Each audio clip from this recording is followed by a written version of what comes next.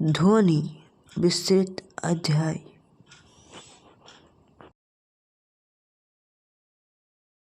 इस अध्याय में हम सीखेंगे भूमिका। ध्वनि कंपन उत्पन्न होती है। मनुष्य द्वारा उत्पन्न ध्वनि। ध्वनि का संचरण। हम ध्वनि को अपने कानों से सुनते कैसे।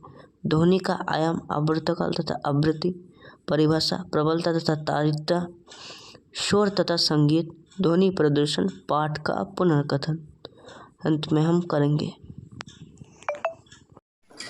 बच्चों, इन चित्रों में आपको क्या दिखाई दे रहा है?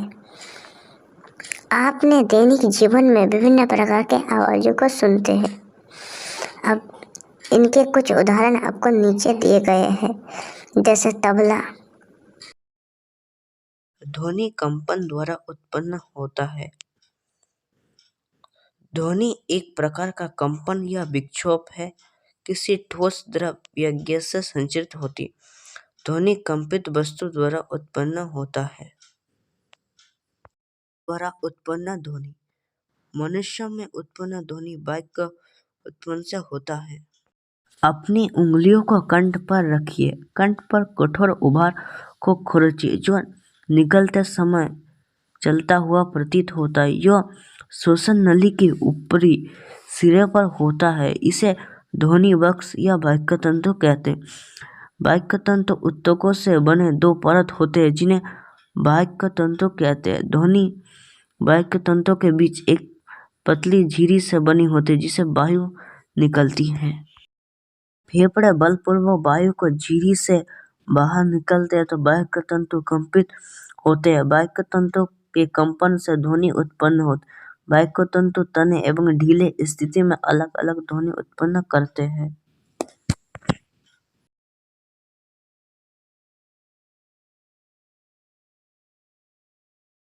ध्वनि का संचरण।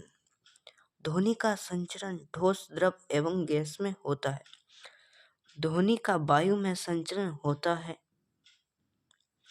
ध्वनि वायु में संचित हो सकती है, किंतु ध्वनि निर्वात में संचित नहीं हो सकती। क्या होता है निर्वात?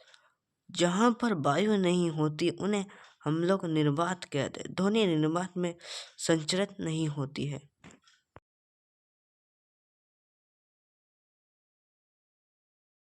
के बाहरी भाग को की फनेल जैसी होती है।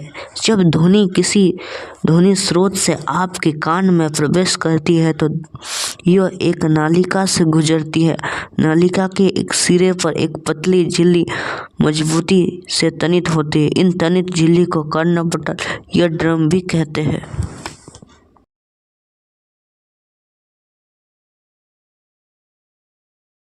कर्णपटा एक मजबूत तनित रबर की झिल्ली के समान होता है। ध्वनि के कंपन के कारण कर्णपटा कंपित होते हैं। कर्णपटा इन कंपनों का आंतरिक कर्ण में भेज देते हैं। आंतरिक कर्ण में एक प्रकार का द्रव तथा तंत्रिका कोशिका था, जिसका संबंध मस्तिष्क से होता है। आंतरिक कर्ण में पहुंचकर कंपनों से द्रव कंपन करने लगता है। द्रव में उत्पन्न कंपन को तंत्रिका कोशिका संकेतों में परिवर्तन कर मस्तिष्क को भेज देता। मस्तिष्क इन संकेतों को ध्वनि के रूप में परिवर्तन करते हैं, जिसे हम सुन पाते हैं।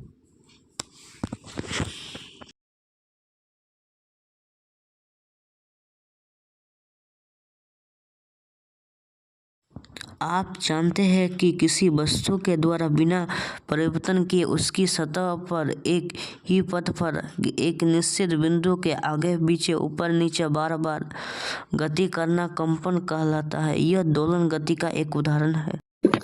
कंपन करती हुई वस्तु के मध्य स्थिति से अधिकतर विस्थापन को आयाम कहते हैं। इसका SI मात्रक मीटर होता है। आवर्तकाल। कंपन करती हुई वस्तु को एक पूर्ण कंपन करने में लगे समय का आवर्तकाल कहते हैं। इसका SI मात्रक सेकंड होता है। आवृत्ति। कंपन करती हुई वस्तु द्वारा प्रति सेकंड पूर्ण कंपन की संख्या को आवृत्ति कहते हैं। इसका SI मात्रक हर्ट्ज होता है।